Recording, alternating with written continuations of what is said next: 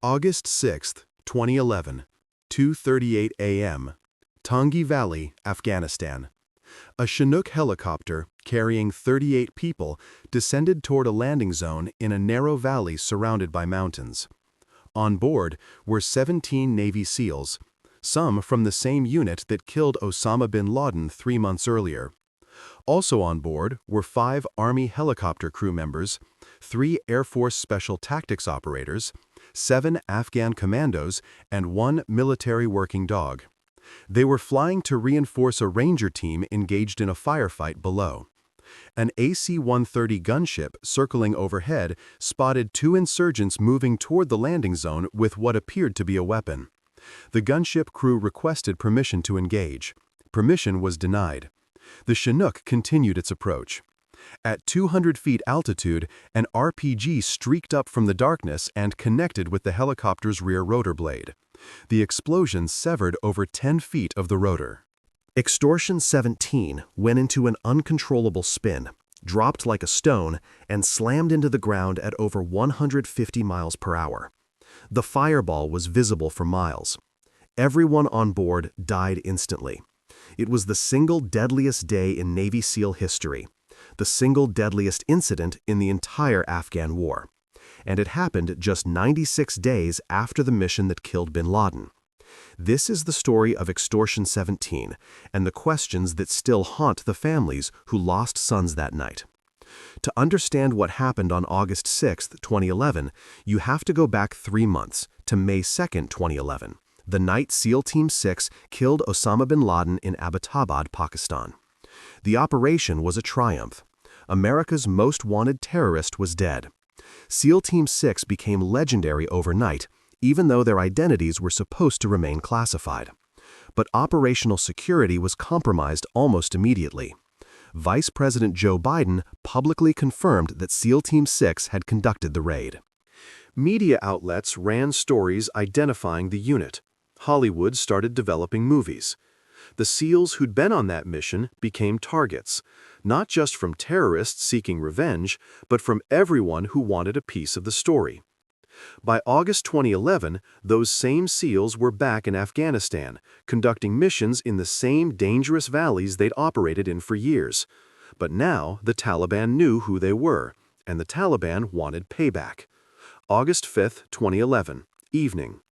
Intelligence indicated that a high-value Taliban target, a commander named Qari Tahir, was in a compound in the Tangi Valley in Wardak Province.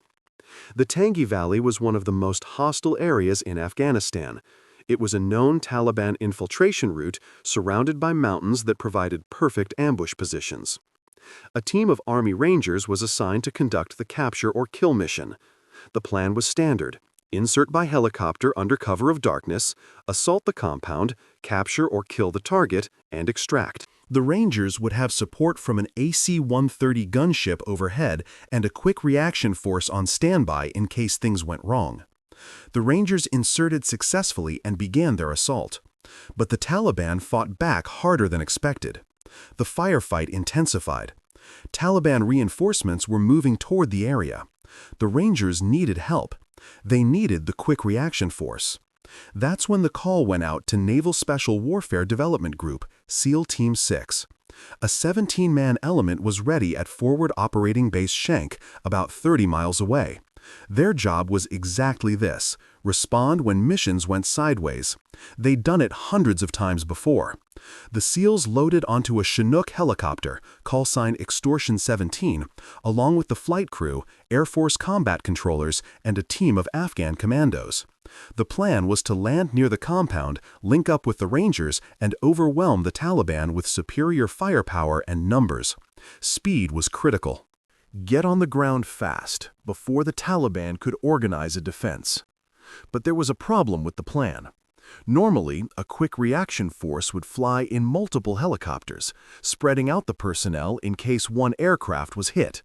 But due to the urgency of the situation and limited helicopter availability, everyone was loaded onto a single Chinook. 38 people, all their eggs in one basket. The decision made tactical sense at the time. The faster they got there, the less time the Taliban had to prepare. But it also meant that if something happened to that helicopter, the casualties would be catastrophic. Extortion 17 took off from FOB Schenck at approximately 2:20 a.m. The flight would take about 15 minutes. The Chinook flew with another helicopter, Extortion 16, as backup. They flew low and fast, using night vision to navigate through the mountain valleys. Above them, the AC-130 gunship, call sign Hammer 34, was already on station, circling the area and providing overwatch for the Rangers below. The gunship crew had thermal imaging and could see everything on the ground. Taliban fighters moving through compounds, muzzle flashes from weapons, heat signatures from vehicles. As Extortion 17 approached the landing zone, the AC-130 crew spotted something that made them nervous. Two individuals were moving across open ground toward the area where the Chinook was going to land. The thermal imaging showed they were carrying what appeared to be an RPG or heavy weapon. The AC-130 crew immediately radioed the ground commander and requested permission to engage. They had a clear shot. They could eliminate the threat before the helicopter arrived. But the request was denied. The reason? Rules of engagement. The two individuals hadn't fired yet. They hadn't demonstrated hostile intent by the strict definitions in the Rules of Engagement handbook. The AC-130 crew was ordered to continue monitoring but not to fire unless the targets engaged first. This decision would haunt everyone involved, because those two individuals were exactly what the AC-130 crew thought they were: Taliban fighters with an RPG waiting for the helicopter. Extortion 17 continued its approach. The pilots were experienced. Chief Warrant Officer Brian Nichols and Chief Warrant Officer David Carter had flown hundreds of combat missions. They'd inserted and extracted troops in hot landing zones dozens of times. This was supposed to be routine. At 2:38 a.m., as the Chinook descended to approximately 200 feet above the ground, preparing to land, one of the Taliban fighters aimed his RPG launcher upward and fired. The rocket-propelled grenade streaked through the darkness and struck the aft rotor assembly of the Chinook. The explosion severed more than 10 feet of the rear rotor blade. Without that rotor, the helicopter was uncontrollable. The Chinook immediately went into a violent spin. The pilots tried to recover, but there was nothing they could do. The aircraft dropped, nose first, accelerating toward the ground. It hit at over 150 miles per hour. The impact was catastrophic. The helicopter disintegrated on contact. Fuel tanks ruptured and ignited. A fireball erupted that lit up the entire valley. Rangers and Taliban fighters alike stopped shooting for a moment, stunned by the explosion. Everyone on board Extortion 17 died instantly. 30 American service members, 7 Afghan commandos, 1 military working dog named Bart. There was no time to react, no time to brace for impact, no time to do anything. 1 second they were preparing to land, the next second they were gone. The Taliban fighter who fired the shot immediately got on his radio and began bragging to other insurgents about what he'd done. He'd just shot down an American helicopter. He'd killed dozens of coalition troops with a single shot. It was the kind of propaganda victory the Taliban desperately needed. The Rangers on the ground reacted immediately. They called in a medevac, even though they knew it was hopeless. They established a security perimeter around the crash site, and they began the grim task of recovering remains. The wreckage was spread across a wide area. The explosion had been so violent that identification would require DNA testing for many of the casualties. It was one of the worst crash sites anyone had ever seen. Back at command centers across Afghanistan and at JSOC headquarters in the United States, the initial reports were almost impossible to believe. A helicopter had been shot down? 38 killed? No survivors? The numbers kept being repeated because they seemed wrong. How could that many people be on one helicopter?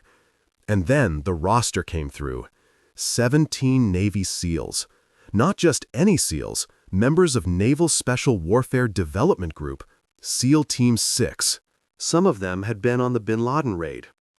The deadliest incident in SEAL history had just happened. Within hours, families across the United States started receiving the visits no military family ever wants. Uniformed officers at the door delivering notification of death.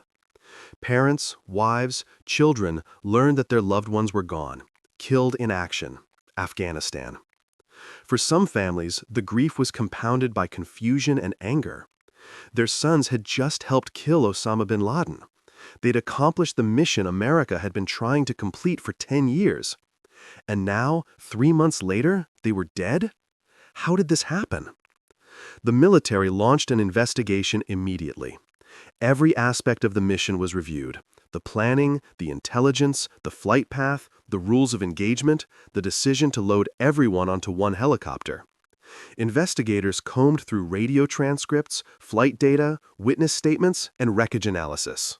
The initial conclusion was straightforward. It was bad luck. The Taliban fighters happened to be in the right place at the right time with the right weapon. They took their shot, and it connected. There was no intelligence failure, no command negligence, no conspiracy, just the brutal randomness of war. But some families didn't accept that explanation. They wanted to know why the AC-130 wasn't allowed to fire. They wanted to know why everyone was on one helicopter. They wanted to know if the mission was compromised because of leaks after the bin Laden raid. They wanted someone to be held accountable. Conspiracy theories started spreading. Some claimed the shootdown was retaliation for the bin Laden raid, that Pakistan or elements within the Afghan government had tipped off the Taliban. Others suggested the helicopter was targeted specifically because it carried SEAL Team 6 members. Some even claimed there was a cover-up at the highest levels of government. The military conducted a second, more detailed investigation to address these concerns. They interviewed everyone involved. They analyzed communications intercepts. They reviewed every decision made that night. The conclusion remained the same. Chance, and only chance, brought down Extortion 17. But that didn't stop the questions. In 2013, some family members filed a lawsuit demanding answers. In 2014, Congress held hearings. Military officials testified.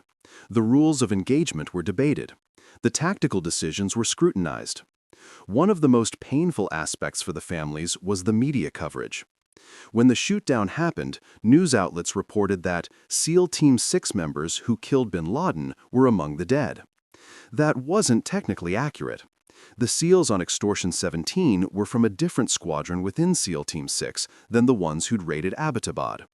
But the media didn't make that distinction, and neither did the public. It meant the families couldn't even grieve privately. Their sons were suddenly famous. Everyone wanted to interview them. Books were being written. Movies were in development. And the families just wanted to understand why their sons had died. Some of the questions raised were legitimate. Why was everyone on one helicopter? The answer was speed and limited resources.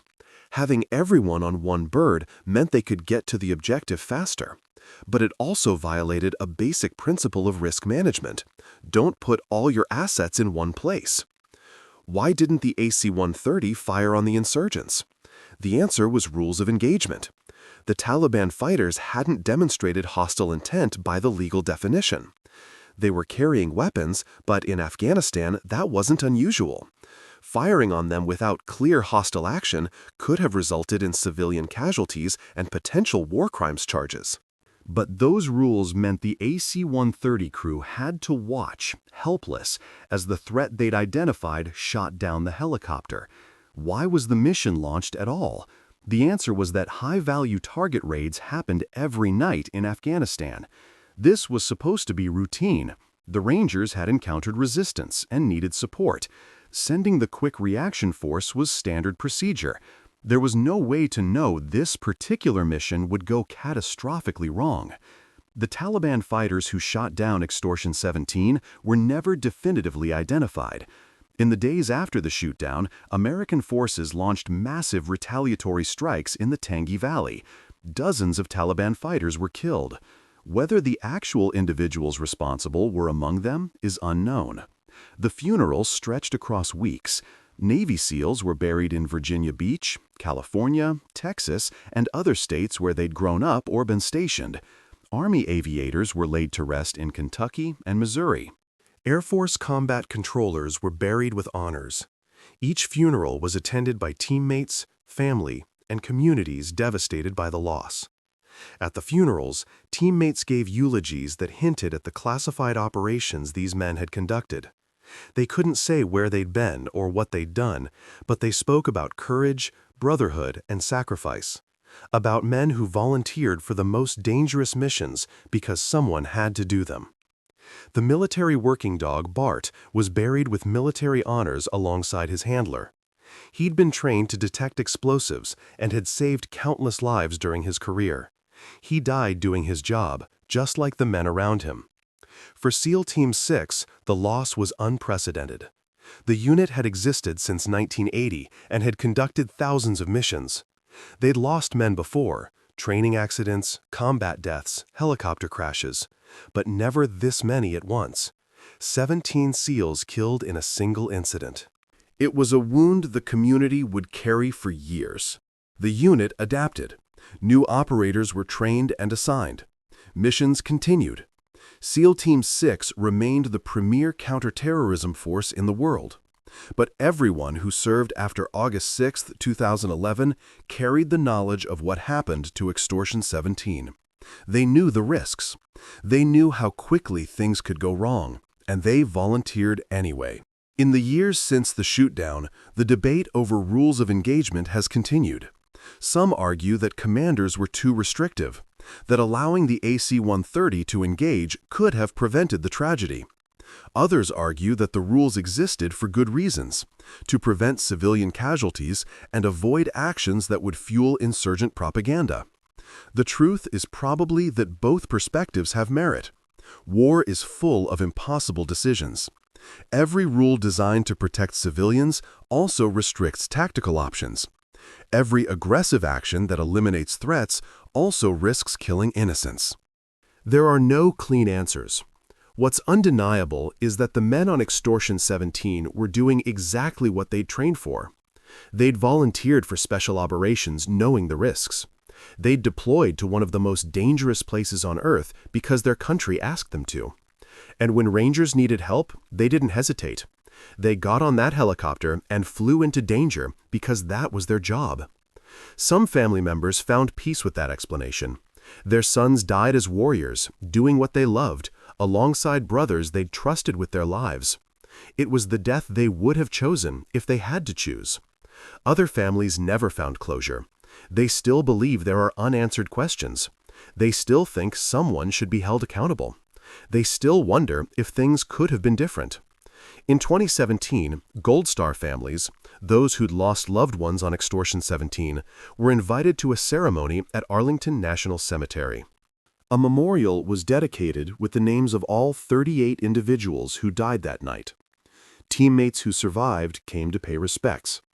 Generals who'd commanded those men gave speeches. The memorial stands today as a reminder of the cost of the war in Afghanistan. Extortion 17 wasn't the only tragedy. Thousands of Americans died over 20 years of combat. But it was the single worst day. The day the most people died in one moment. The day SEAL Team 6 lost more operators than it had lost in its entire history combined. When the Taliban retook Afghanistan in August 2021, exactly 10 years after Extortion 17 went down, some of those family members felt the loss even more acutely. Their sons had died fighting the Taliban in the Tangi Valley. Now the Taliban controlled Afghanistan again. Had it all been for nothing? There's no easy answer to that question. The men on Extortion 17 accomplished their missions. They killed terrorists, rescued hostages, and protected Americans. They did their jobs with excellence and courage. But the strategic outcome, a stable, democratic Afghanistan, never materialized. Maybe that's the hardest part. Not just that they died, but that the mission they believed in ultimately failed.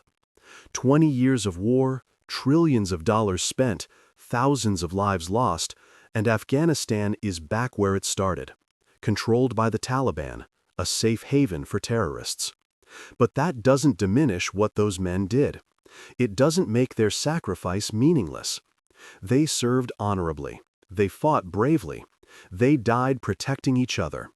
And the families they left behind carry on their legacy. Every August 6th, teammates gather to remember. They say the names, they tell the stories. They make sure the 38 people who died on Extortion 17 are never forgotten. Because in the special operations community, that's the promise. No one gets left behind. Not on the battlefield, not in memory, not ever. Extortion 17 is a call sign that will live forever in military history. Not because of what those men accomplished, though they accomplished plenty, but because of what they represented. Warriors who flew into danger when others called for help. Men who put the mission first, always, even when it cost them everything.